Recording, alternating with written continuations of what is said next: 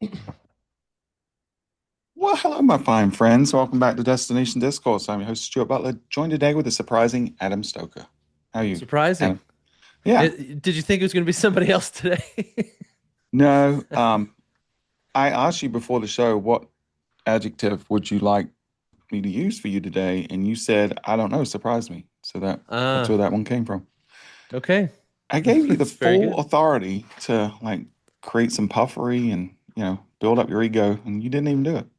Well, after years at this point of accusations of me hawking my wares and being egotistical and whatever other words you like to throw at me, I was like, you know what? There's not an adjective that I could choose that I can win with. I'll either say something that you think is too positive, or I'll say something negative that you'll lean into too far. And so it's like, no, just surprise me. I'm good. That's funny. You know me well, so you've learned well. I guess Yeah. we've done 90 episodes now, so I mean, it's a lot of us talking nonsense. Hopefully, some people have learned a thing or two. I'm going to give you full disclosure today. My voice is a little quiet. I'm struggling with my throat. It's not an illness. It is the result of the England semifinal, or the quarterfinal, resulting in a semifinal appearance. So, just got off. This is what Monday morning. The game was Saturday night we beat Norway, and I sang from beginning to end.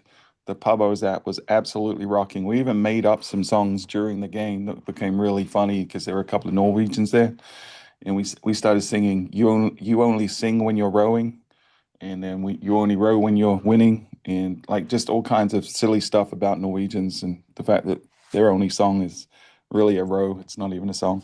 So. I just got my voice back today, and it's still struggling. So hopefully it's better No in time for way. Wednesday when we beat the Argentinians. We'll see. Well, what's it like to have your country still be in the World Cup? Feels pretty good, man. You know, it did happen to the U.S. once. That one I think it was the inaugural, 1930 World Cup. The U.S. got to the semifinal. Actually came third. They lost in the semi and then won the third place game. But this is, believe it or not, people talk about England being a powerhouse. This is only the fourth time ever England's been in the semifinal of the World Cup. We've only Oh, been in the really? final once. We won it in '66. So in my lifetime, we've never been in the final. So this is a big deal. It's a big deal. Yeah. Yeah. Well, Yeah. I was really, really excited about the World Cup, and it's kind of Hmm. funny to me. The moment the US was out, I'm only interested in the tourism case study at this point. No, nothing beyond Wow. that has So any value to me. all right. So bandwagon is the word that came to mind, I guess. Does is that what does it make you a bandwagon fan if when your team's out of the tournament you don't pay attention to the tournament Yeah, anymore? you're following the tournament. You're all about World Cup, and then your team goes. No, I Yeah. would be the same if England were got out. But I got to tell you, man, it was hard to root for the U.S. after the shenanigans that happened. I think everyone was behind the U.S. And there's this whole red card controversy, and then they suspended the red card, which has never been done in active tournament before. So I think a lot of that goodwill was sort of evaporated overnight. Okay. Can I So ask you a couple questions then? Because and sure, this is honestly coming from a place of ignorance, not a place of having an opinion. Because okay, I've seen all kinds of chatter online about the red card from Balogun and all of hmm that. And as far as I understand it, the call on the field was not to give Balogun a red card or even a card at all. And then they went and watched the slow-mo replay. And the chatter that I saw was that they hadn't done that before to issue a red card. They hadn't used slow-mo for that purpose before. And so if that's the case, I would disagree with you because we're yeah. actually getting an unprecedented way to give a red card, and now we have an unprecedented way to take it away.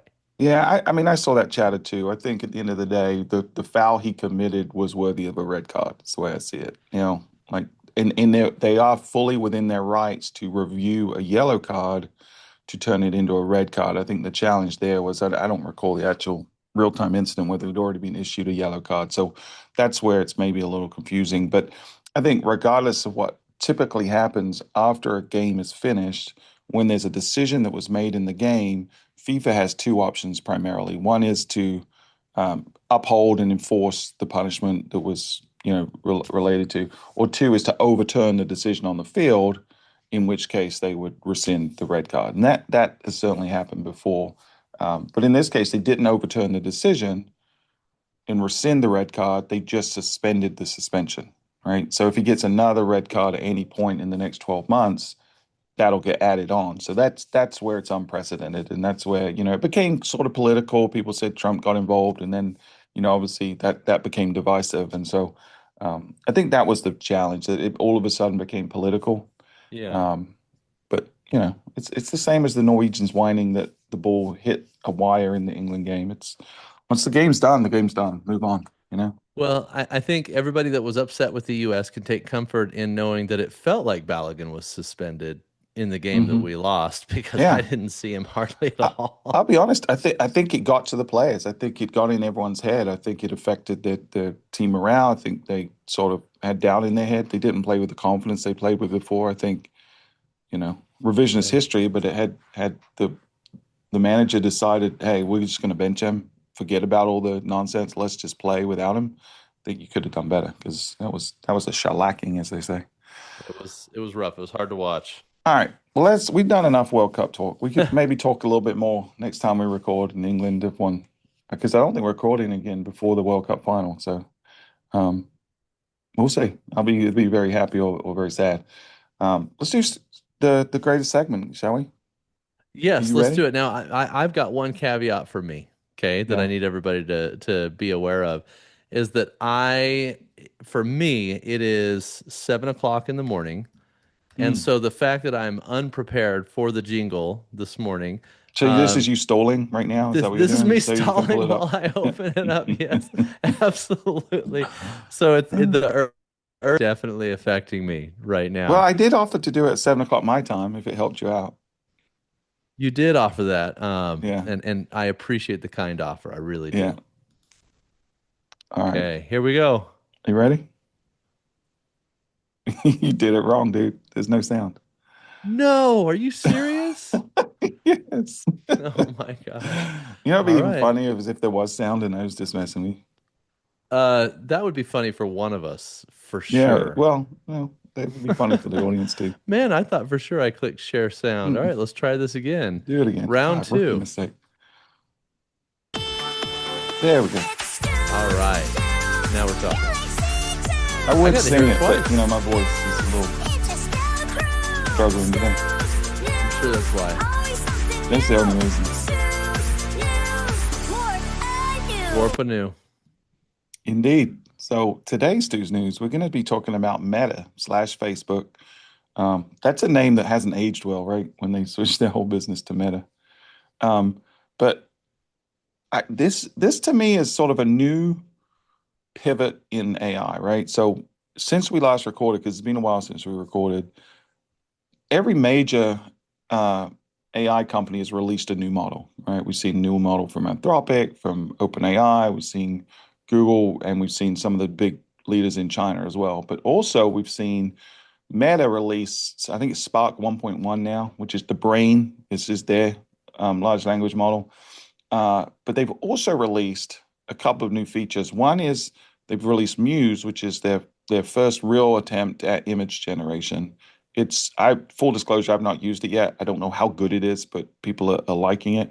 There's a lot of controversy around it because when it first came out, they were allowing you to create images leveraging publicly facing Facebook content. So you could sort of point to someone's profile and say, hey, put this person in something. They've since turned that off after a lot of people had a hard time with that, which I'm sort of mixed on, right? I think if you're posting pictures publicly, there should be no assumption of privacy at that point. I think if you have it private to only friends, that's different. But if you're posting publicly, it's in the public domain. If you look at your terms of service, you've lost any rights to those photos. So for someone else to leverage it, I don't feel like it's as serious as some people are saying. But then the other piece they launched is called uh, the AI search, or it's AI overview and search. And I think this is really, really important for a lot of reasons. But for DMOs specifically, what it's doing now is it's doing this synthesis level on a search. So typically, when you did a search, it would point to people's profiles or point to conversations that were happening. So if I was searching for, hey, where should I stay in Myrtle Beach? It would pull up people that had asked that question and point me to those conversations. Now, what it's doing is it's actually leveraging all the information that Meta has, and it's turning that into a synthesized answer. So you don't actually have to dig down into the profiles and the conversations. It's acting more like an LLM within Facebook. And so, um, I would think of it this way. You go to ChatGPT, you go to Gemini for a specific purpose, right? You're in Facebook, you're already communicating, you can have a question and it can answer right there. So it's more like it's a feature than a product, is the way I would look at this within Facebook. But I think it's really this is going to tie really well into the topic I want to talk about today, because I think this is the next stage of AI for DMOs, where we got to start thinking about what is our role and how do we ensure that the conversations that are being had are good and positive and helpful. How do we make sure that people's questions are being answered in a way that's beneficial to I don't know. I think this is interesting and wanted to get your take on it, Adam. Yeah, so a couple things. I mean, I'll start with the photo generation tool. I can see what you mean when you say, hey, when you put your photos out there, you're basically putting them in the public domain, and fair use kind of goes out the window at that point. And I would agree with the exception that if somebody's using your image or your name, image, and likeness to profit in some way. So for example, if they're Sure. saying take Stuart's profile and put him using my, inappropriate product so that I can sell my Yeah. inappropriate product with Stewart's images in compromising positions. I was going to take that farther just to mess with you, but that's probably far enough. That's probably I the right one. I could see a scenario where it's like, man, yeah, you could be in a lot of trouble as Facebook and be embroiled in a lot of legal issues and things like that. So, totally agree with you with that one exception, is that if there's some sort of profit or using it Yeah. in And a there's already format laws I don't about that, like. right? It's the same as like libel and slander, right? There's already laws that to protect people in the public domain. So I think, you know, yes, I agree with that. Yeah, yeah, and I guess that's number one. I haven't used it yet either, so I'm interested to dig into it. But the second part, I think what you're talking about with the way Facebook is building AI into the search function and into the results that you're getting on Facebook, I think that's really interesting, because if you look at the transition that's coming on that,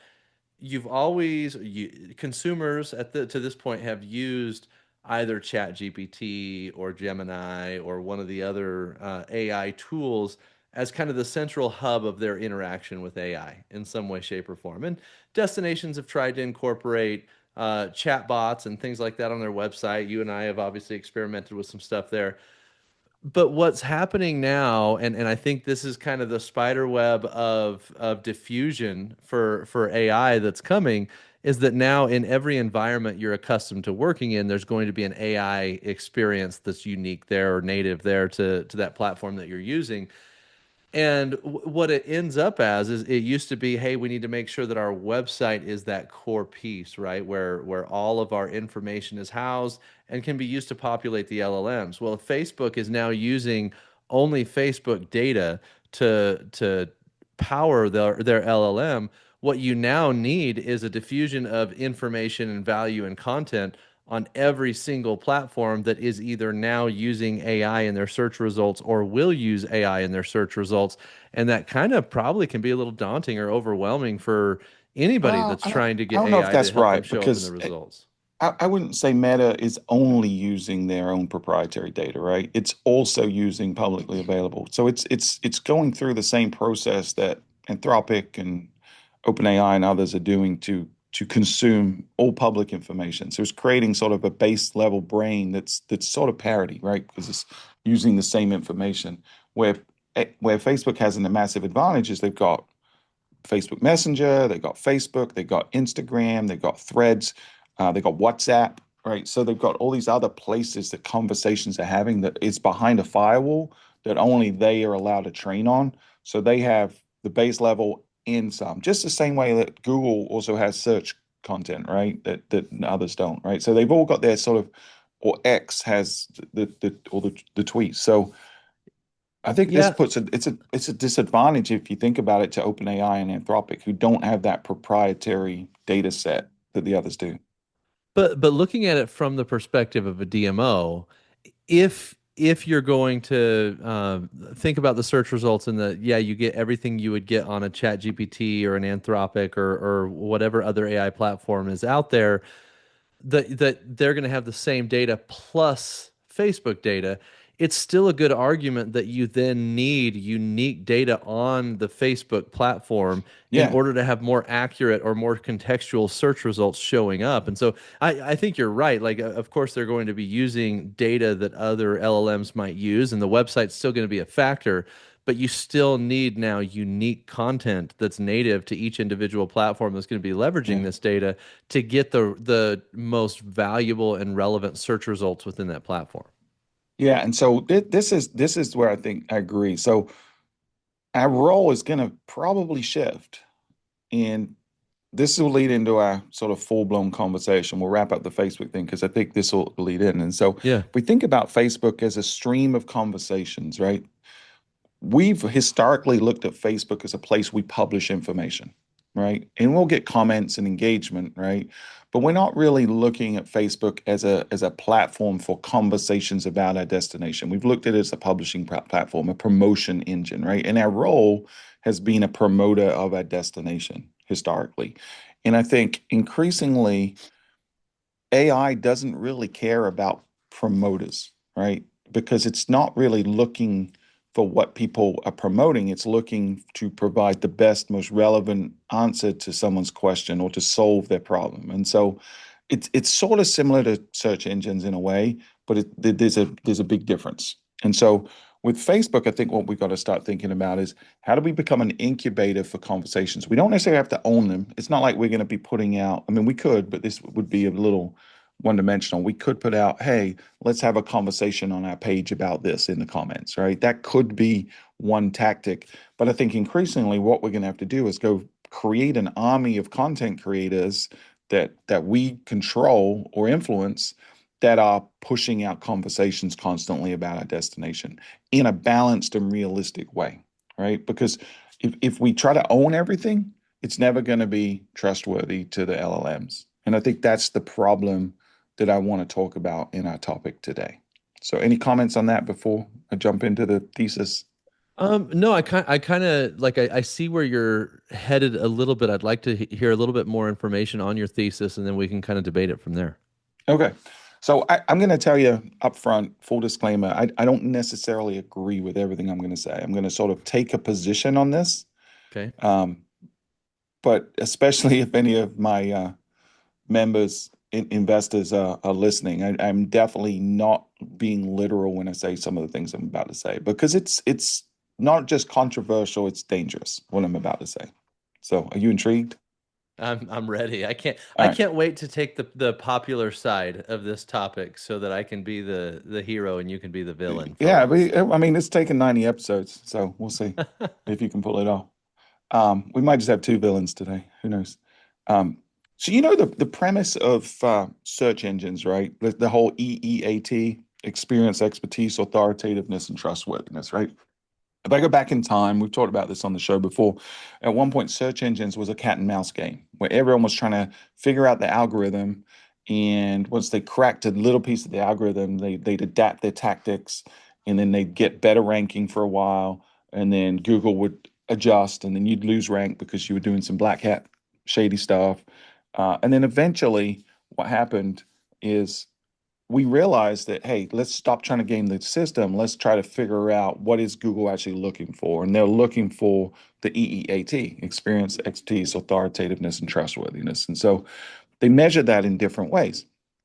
But one of the ways they measure it is the content on the page, the actual semantics of the content, is it matching the query that someone's putting into search engines, right? And then they also added in page rank, right? Which is actually it's not about pages. It's actually named page rank after Larry Page, not your pages on Huh. your website. So fun Okay, I fact. learned something today. Yeah, there you go. So PageRank was basically looking at a ton of things like inbound links, like revisitism. It's looking at like what they call pogoing between search engines, like all this sort of intelligent data that ranks websites based on all these signals.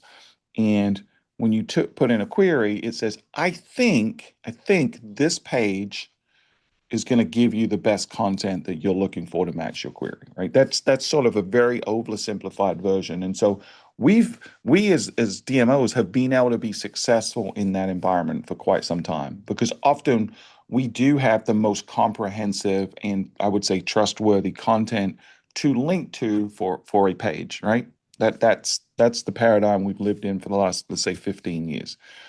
What we're going to now is there's this new layer of synthesis that happens in between that process. So a user goes and searches on an LLM and they say, I'm looking for the best hotels in Myrtle Beach for my family of four. I got a 7-year-old, a 10-year-old, and my husband's in a wheelchair, right?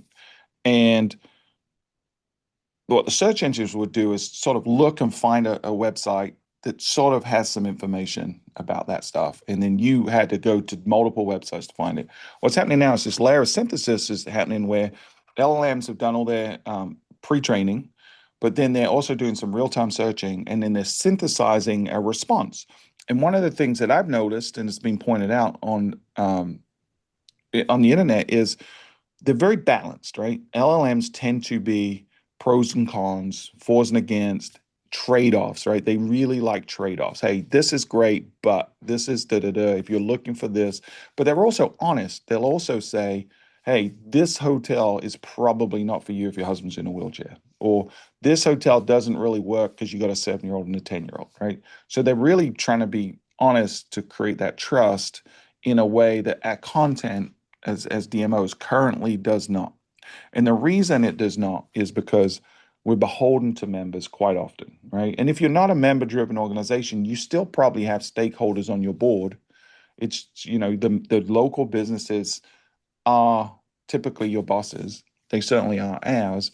And so we're in this paradigm where the businesses in our local community are investing in us or at least contributing time and energy into us with an expectation that we're going to promote them, right? That's the thing. So they're getting promotion from us.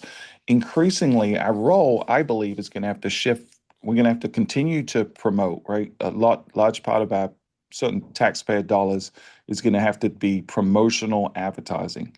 But increasingly, I think our content is going to have to become more editorial content there's going to have to be a firewall between promotion and editorial. Similar to how newspapers used to be. They sort of swung the other way with the pendulum. Um, but I think we're going to have to find a way to increasingly provide realistic assessment, opinionated content that weighs pros and cons and is objectively true, not subjectively, over Pollyanna-ish. Because otherwise, we run the risk of never being able to be the trustworthy source of content for the LLMs. And we're just going to lose. And eventually we're going to become irrelevant. And then I'll wrap it up and then I'll let you respond. But I hear so many DMOs right now whining about why am I not the source of truth on LLMs, right? I deserve it, right? And this is the same argument that was made with search engines 10 years ago. I deserve to be better. Well, there's no deserving other than you've just got to be better than the other guy. And it's that old Rand Fishkin sort of quote about you have to be 10x better than the next guy on your content. And so I think, have to find a way to get our membership, if we are paid membership, or our board to understand that, yes, we're going to be a promotion engine. And that's something where you will get like the propagandized advertising, but we're also going to have an editorial team that is completely separate and firewalled, and we're going to have to be very objective about that. And sometimes that's not going to be all positive. So Hmm. I don't know if we can pull it off, but I think if we don't, we're going to always be playing um, behind in the LLM world. So can I try to boil this down into a statement that kind of summarizes what you've been saying just to see if I'm capturing it correctly for the audience? Sure. Does that Yeah, work? So absolutely. you're basically saying that in order for DMOs to succeed in a world of LLMs, they're going to have to find a way to give objective answers to questions that if visitors ask them, they may not reflect perfectly on all the different members. And that's why you need objectivity to be a part of it, because otherwise those are not going to be trusted and true results. Is that? Yeah, yeah. Trust is about, are we giving the consumer what they want? So instead of us thinking about how do we best put our members or our businesses in front of people, we've got to start thinking about serving the consumer and say, how do we best answer the consumer's question? So I think my question for you, especially as you kind of compared to newspapers where there needed to be kind of a firewall between editorial content and promotional or propaganda content, uh, I would ask why in the DMO space would that need to be the case? Because it actually sounds like an opportunity if we're pumping out a high volume of editorial content to sprinkle in member promotion and propaganda for the DMO. And of course, I'm using propaganda as more of like a representative term. I don't actually believe that Yeah, DMOs are yeah, trying to put propaganda that has political undertones or anything like that. Propaganda would be messaging that helps reach a specific objective or goal in my mind. And so yeah. why does that firewall need to exist? Why would we not just change to much more editorial content, but still integrate our position and opinions and subjectivity into I that? think we can, but we're going to have to disclose, right? And that's where we struggle today, right? Because how many DMOs have 10 best ice cream shops in my destination? Or here's our taco trail in our destination, right? And every one of them is equally great tacos, you know? Um, so I think that's the problem right now is we homogenize everything into a unidimensional array of stuff that isn't Yeah. really valuable to the consumer. It doesn't help a consumer make a decision, right? So just to look at a listings page. If I have a listing of all my hotels, what do consumers really care about? Well, they care about other consumers, right? What are their opinions of it? Well, how many DMO sites do you know put on authentic consumer reviews on the hotel page? Very few, right? They care about price point. Well, if we start doing price point, then either our expensive or our cheap hotels are going to get sad, or our middle of the road are going to feel like they're never at the top of the list. If we look at amenities, you know, and no hotel wants us to tell the consumer, don't pick this one because it doesn't have what you want, even though that's ultimately in the best interest of everyone. It's hard. They Yeah. care about location and vicinity.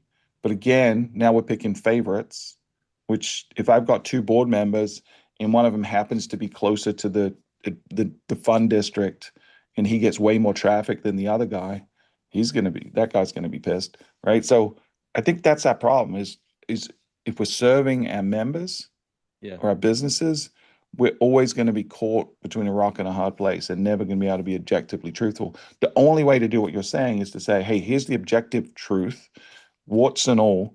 But while we're talking about this, is hey, here's a promoted, sponsored business that wanted to show up here, but we're going to have Yeah. to disclose it.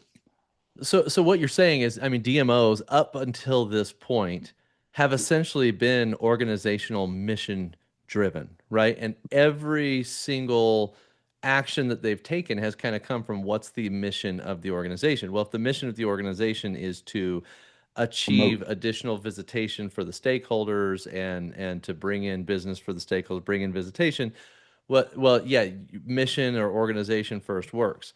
The problem that where destinations are going to run into is that in order to be successful with the LLMs, you cannot be organization first, you cannot be mission first, you have to be consumer first, because what's going to drive the trust is providing actual real value to the customers that are searching on the AI platforms. It kind of takes me back to what I've had the conversation I've had to have with my kids a lot growing up is like whenever I hear that's not fair, they know they're going to hear from me, well, life isn't fair you're just going to have to deal with it, right? And I Hmm. think the hard conversation that's coming for a lot of these stakeholders, based on what I'm hearing you say, is if a stakeholder says, well, you promoted this aquarium more than you promoted my museum, and that's not fair. I think we've got to get a lot more comfortable with the response, well, life's not fair to these stakeholders. And in addition, then I'll let you respond to where I'm going with this. I also think it's really, really important to educate consumers on the thesis that, or not, I shouldn't say consumers, stakeholders, on the thesis that if we get more visitation, regardless of who I'm promoting in the messaging in the ad, you will get more business. Because if that's not true, I don't know how you can go consumer first and retain the membership and stakeholders that you have. Everyone has to believe that all boats rise in the tide. And if they don't believe that, it's going to get real challenging for a lot of DMOs. Yeah. Well, he's this is the hard part. This is part of where the friction is, right? Because right now we've been acting on equity, right? Everyone gets equitable distribution of attention, Uh-huh. right? We'll do like a hotel list and we'll rotate it alphabetically. We'll do things to normalize it so everyone is treated exactly the same. But in the real world, let's pick attractions or yeah, let's pick attractions as an example. I know for a fact that the number one visited single attraction in our destination is the aquarium, right? So using your example. Um, but that's owned by Ripley. So I'll pick Ripley's as an example because then I'm not picking one favorite child over another. They've also got a Ripley's Believe It or Not here, right? So they've got Ripley's Aquarium, Ripley's Believe It or Not. I don't know the specific numbers. I know that the aquarium gets significantly more visitation than Ripley's Believe It or Not, right? Like let's say it's 5 times as many. Let's say aquarium gets 10,000 people a day. Let's say the Ripley's Believe It or Not gets 2,000 a day. Why should we then give them equal exposure if one's 5 times more popular, right? Shouldn't we be serving the one that's 5 times more popular 5 times more frequently? Like, isn't Well, that more fair? Like right now we've been equitable, right? And if we only had 12,000 eyeballs, we'd sort of give them both six. But if we know that more consumers are more likely to go to the aquarium and its capacity is higher and they're going to have a better experience and they're going to be more likely to spend more money and more likely to leave positive reviews and more likely to come back again. Isn't it in our interest to drive people to the popular things as well as the people that are looking for the non-popular things, driving them to the obscure yeah. and the smaller as well? Well, I actually think that you're using a very safe example. I'm going to kind of go a little farther and use an example that's much less beneficial because you were using specific stakeholders, and I think there's a little danger there in representing it a certain way. But I'm going to be a little more clear and take a destination that's not Myrtle Beach, maybe a different destination, and just say, if you've got one restaurant, let's say, or attraction or whatever, where people go in and have a 4.5 out of 5 experience, and you've got another one where people go in and have a 2.5 out of 5 Yep, experience, you cannot promote the 2.5 star experience at the same level that you would promote the 4.5 because it hurts the destination's brand as a whole. And, but and we so do. But we all do. no, that's what yes, I'm saying. I agree with you. So like I am walking down the path that you're walking down without using Myrtle Beach examples because I know Yep, that it kind of puts you in a between a yep. rock and a hard place. That if we're truly going to try to be the resource that shows up correctly in AI, the truth has to show up in our content, and that's the thesis that you're bringing to the table, right? It is. Yeah. You got to be careful. You're agreeing with me a little too much. You got to No, be but fighting me. I'm not. I don't know that I'm ending up at the same place. What I'm trying to do is Okay. illustrate the principle Yeah. for our audience Yeah, correctly, so the that everybody review kind of understands scores, the that's change. a great example. Review scores. For you, popularity, there's millions. Is it right for this specific person, you know? Is it accessible? Is it sensory friendly? Is it, hey, I want something on the waterfront? There's a million dimensions that people can look, and I think our job increasingly is to showcase what's right for that individual. I think the way to do it, and we haven't started this, other than historically we've had a content army that is writing a lot of content for us and we put it under their voice, not ours. I think that's the way to lean into this and to educate your stakeholders on, hey, we're going to start publishing stuff. We're not going to filter as much as we used to. We're not going to be as positive always as we used to. We're going to try to lean positive always because our job is to drive visitation. But we're going to be honest. We're going to be like, hey, this restaurant is great, but it's hard to park sometimes, right? So plan accordingly. We're going to be like, hey, this restaurant is great, but it's really loud. So if you're noise sensitive, you shouldn't go here. We're going to start doing those kind of things where people's actual opinions.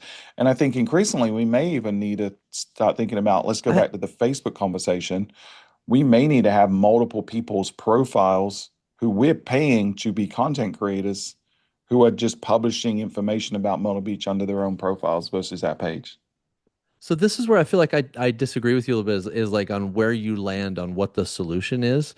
Because in my mind, yes, you can do those things. Yes, you can change your messaging a little bit. But the harsh reality of the situation is that destinations need to have some serious and hard conversations with the stakeholders that they represent. So, for example, I don't care if you're an attraction, a restaurant, a hotel, everybody thinks they should be featured in the ads that we're using to try to acquire visitation. The harsh reality of that is if you are a restaurant, at least 98% of restaurants, you are a feature. You are not the purpose of the visitation. Now, that doesn't mean you can't make the experience incredible. That doesn't mean that you can't be people's favorite part of the trip when they're looking back, but you are not, in 98% of the cases, you are not the reason they book the trip. And so for us to feature you in an ad is a waste of our money and your money and a waste of messaging for the consumer. So people need to know where they are at in the buyer journey. And if you're not a destination driver, you shouldn't be featured in the ad designed to drive visitation. That's number one. Number two is if you're providing an experience that hurts the overall brand of the destination, you have to fix it if you want to be featured because we're not going to tell lies to the public because we're going to be penalized by the LLMs. So I actually think so much more of this is on the DMO leading the education side for the stakeholders than it is on, hey, we're going to have to get a little less comfortable in the content we're putting together and the messaging is going to have to be we're going to have to be more objective and all this. I think the responsibility of the destination is shifting to, yes, we need to do all that, but we also have to facilitate the change that needs to take place in the destination in order to improve the experience. And if we do that, that's going to be real uncomfortable for a lot of destination marketers, but it doesn't change that that's where the role is going. Yeah, I mean it's hard because you're gonna have to start calling people's babies ugly, right? Because some of them are, and they don't want to hear that. And sometimes they're our biggest contributors, or one of our larger contributors, and financially. And so, I think it's really dangerous. But I think ultimately it comes down to the premise that I've talked about on the show before, which is we've got to get people to pay us for what we do and believe in that mission, not what they individually get directly from us, right? Because if they believe promotion works, if they believe rising tide lifts everyone, if they believe that ultimately more visitation will yield more business, then they'll benefit. So they've got to let us do our job without. I don't want to say it that way because it's not fair. Because I think it is a partnership, and I do think you're right in that one of the potential benefits or outcomes of this train of thought is it's going to put more of a focus on businesses operating at a higher level, right? Constant improvements. And I think in a world of social media and AI, you have no choice but to do that anyway. This is just another reason that you should be focused on customer experience. If you want to show up in the top 10 list that you've talked a couple times about the top 10 list, right? If you want to show up in that top 10 list, you have to have a 4.2 or above rating. And if you don't have a Hmm. 4.2 or above rating, I can't feature you because the LLMs are not going to value that content. And of course, 4.2 is an arbitrary number that I just pulled out of Right. my head. Yeah, and But you I got to think figure every out from what platform, like is this TripAdvisor, whatever, right? So Exactly. So there yeah, has to be a criteria of some sort, yeah. but the criteria needs to be developed by the destination marketing organization. Yeah. Yeah. I think but in conjunction, right? I think it's a partnership and you got to find a sort of a rubric that's going to work for everyone. And it could be proprietary first party data too. Like one of the things we're talking about with, you know, our website's 3 or 4 years old now, so we're already beginning to think about what does the next gen of websites look like. And I think it's some kind of combination of what a website is today, what a chat, LLM is today, what social media is today. And I think that social media piece is really fascinating because I think there's an opportunity for us to collect a lot of signals, first party signals from people in terms of have they been somewhere before? What are they actually interested in? How did they feel about it? Like collecting real-time data and adjusting the content accordingly.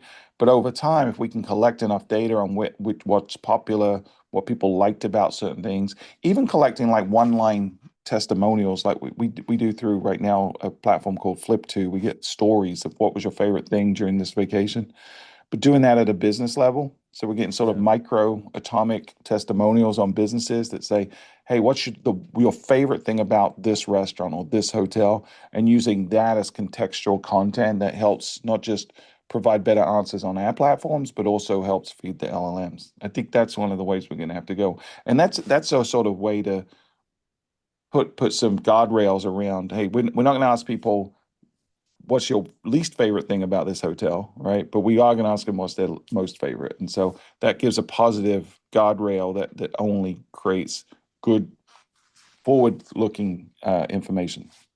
Yeah. Can I push back on something you said earlier? Always. You've said something multiple times on this show about the future of a DMO's role, and I can't get there with you. So the thing that you keep saying is, I really think it needs to shift from us being valued for the outcomes we provide, and instead we need to be valued for what we do. No, And no, no, no. That's not what I'm saying. okay, then So, clarify yeah, that for me, because I've yeah, actually struggled with it multiple times. yeah. It's the outcomes we provide at a destination level. What we do is promote the destination. It's still outcomes based, right? It's not that energy that goes in. It's what is the role? Our role is to drive the tourism economy, right? And so that's promotion, that's economic development, that's all these other things. So we're still Okay. measured on outcomes, but it's the what we do for the destination, not what they get individually So what you're from us saying is that directly. there's an expanded list of outcomes that we need to measure against, not just transient room tax or lodging tax or whatever No, it no, is. no, no. I still think that I'm what I'm saying is from the perspective of the consumer of the stakeholder, right? A lot of stakeholders invest in a DMO because they get this much traffic directly to their website or this many group leads. Or so it's they've got to stop looking at it from what they get as an individual business directly from the DMO.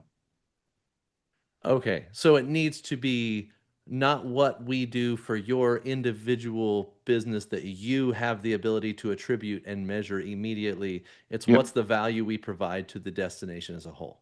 Yes. And Okay, maybe that's a better way to articulate it. Yep.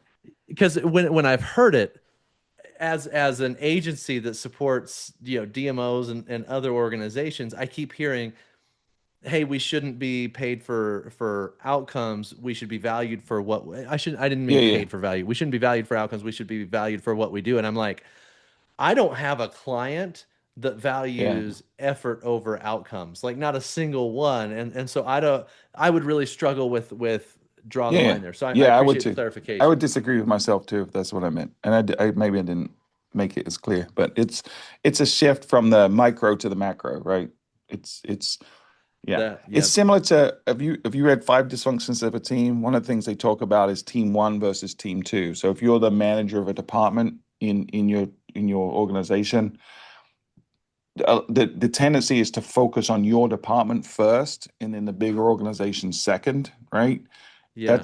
That's team two is your department. So you're the director of sales or whatever it is. If you focus on every decision through is this good for my department, then ultimately you're not going to serve the organization as well as if you think about team one, which is the organization, and is every decision I make good for the organization. So if we take that and apply it to this, the decisions we're making or the behaviors we're exhibiting good for the destination team one versus for my business team two. That's the mindset we've got to shift. Okay, you know what? Yeah, you're smarter than I thought you were. That's good. No, That's that funny. makes a lot of sense to me, Stuart. Yeah. So I don't. I don't really know what to do with this. This is one of those episodes where I just wanted to sort of think out loud and play with it a little bit. I do think the real risk is DMOs become irrelevant and increasingly unsighted. And if that's the case, we already know it's going to be harder to measure our attribution, right? So if for right now, for example, I'm a DMO and I measure success by how much traffic I send to my stakeholders, which a lot do, that's going to Yeah. decrease regardless of my energy. Doesn't matter how good I get at doing that or how much I increase how good I am at that. It's going to dwindle over time and until eventually it's going to approach zero because people are increasingly going to do their research and their bookings within confined systems, whether that be But it's also Facebook, not real value. ChatGPT, Anthropic. Right. It It's isn't. It's it's a vanity metric that we've sort of yeah. gotten hooked on, but it's valuable in that it's a directional proxy. If everything stayed the same, it's a directional proxy that tells me I'm moving one way or the other, right? So it's a useful, there's a utility to it, even if it's not an absolute measurement. And so that utility has gone away because the environment, every other variable is changing. So that metric on its own is less valuable today. It doesn't give me information like it used to. And so we've got to get ourselves off of that. So in a world where Facebook, Anthropic, OpenAI, Google don't tell me how much influence I'm really having on the outputs that they're creating, we're going to have to find new ways to measure our impact. And it's going to have to be those macro level, economy driven stuff, you know? Yeah. And I think I know we're kind of getting to the point where we need to wrap this up. So I'll give kind of my final thesis from the conversation today, because I believe that the problem that you're identifying is less solved on the content and publishing side and more solved on the stakeholder education and I would say standard setting side for the DMO. Because if we don't work with the stakeholders to A, provide a better experience, or to B, understand where they are in the buyer journey. Are they a destination driver or are they additive to the experience that happens once people book a trip? I think we're going to continue to be spinning our wheels with what we're putting in our content when in reality, that's not the problem. Yes, we can tell the truth in our content and we need to tell the truth. I agree with everything you're saying on the content side, but none of that will work until we firm up the relationship with the stakeholders on the back end, educate them on where they are, and be very, very clear about why they're not showing up in our content if they're not showing up in our content. And there's got to be some sort of criteria or threshold, because we can't provide crappy experience information in the content that we're publishing as a destination. Yeah, I think it's a yes and, right? I think the solution is the approach to content shift, but I think in order to do that, you have to You just can't have one without face the other. the stakeholders. Yeah, they're sort of two sides to the same coin. What I do know and believe, I don't know if you can know and believe stuff at the same time. What I do know is uh, if we don't adjust how we think about this and how we approach it, we're not going to be very relevant in the very near No, future. Yeah, we're going couldn't to be agree more. less relevant every day if we don't start adjusting. And I think all of this, a lot of the conversations we had in recent episodes sort of points back to the same thing is, I think we're not destination marketing organizations in the sense that we only do promotion, right? We're destination marketing in the sense that we really own what it takes to bring our product, a destination to market, right? Which includes the product, it includes the promotion, includes the messaging and all the other stuff. But increasingly, it's how do we serve our customer, and that means bringing in new product. That means maybe even curating a better experience with the businesses that are existing, education, things like that, standards. Um, like there's a lot of areas to play. So I think we are more stewards of the economy our responsibility is to shape the experience for the consumer as much as it is to promote it. Yeah. Yep. Yeah, it's fun, right? And I think there's probably listeners right now. Some are very, very scared about this, and they don't really know what to do, so they keep hitting the same easy button that they've done for the last 15 years. That's a slow death that I would not be willing to take, you know. So it's time for you guys, everyone, to step up, you know, and face what's coming because it's coming really, really fast. And I think we're capable of doing it, especially if we sort of have these kind of conversations in the public domain and we're willing to admit our challenges, be a little vulnerable, and try to solve the problem together. I think we're going to be just fine. We just Yeah, need one more of the courage and things imagination. Well, yeah, one of the things that you've said multiple times on the show that has really resonated to me with me is it used to be that the definition of insanity was doing the same thing over and over and expecting different results, but it's shifted, and that It's the now the opposite. definition of insanity is doing the same thing over and over and expecting the same results. Hmm. And I think that's just such a great articulation of where we're at today is that we have to evolve, and that starts with how we think, and then all the actions that we do are downstream from how we think. Yeah, yeah, couldn't agree more. With you agreeing with me, it's amazing. Yeah, of course you agree. In Adam, fact, in fact, you just gave an example of something you know and believe. there you go. Because apparently you can do both. Adam, we're short on time, my friend. This has been a pleasure. Enjoyed it. Let's do it again soon. Is that Let's do okay? it. Yep, All right. that If sounds they want great. to find you, where can they do it? So you can find me on LinkedIn. You can reach me, Adam at thebrandrevolt.com, or of course, you can find me on Tourism IQ. Great. You can find me, Stuart.Butler at visitmyrtlebeach.com and on LinkedIn as well. Hey, Adam, we're coming up to our 100th episode soon. We've got 10-ish weeks before that. So, not exactly 10 weeks because this will be episode 90, I believe. So, we've got 10 weeks. So, let's start thinking about what we want to do for the Let's do 100th something episode. fun. Yeah, man. And then please leave a review, subscribe, and send us. We've had a couple of folks send us their Star Wars names as well from a couple of episodes ago. So, that's been fun. So, until next time, everyone, this has been Destination Discourse. Thanks, everybody.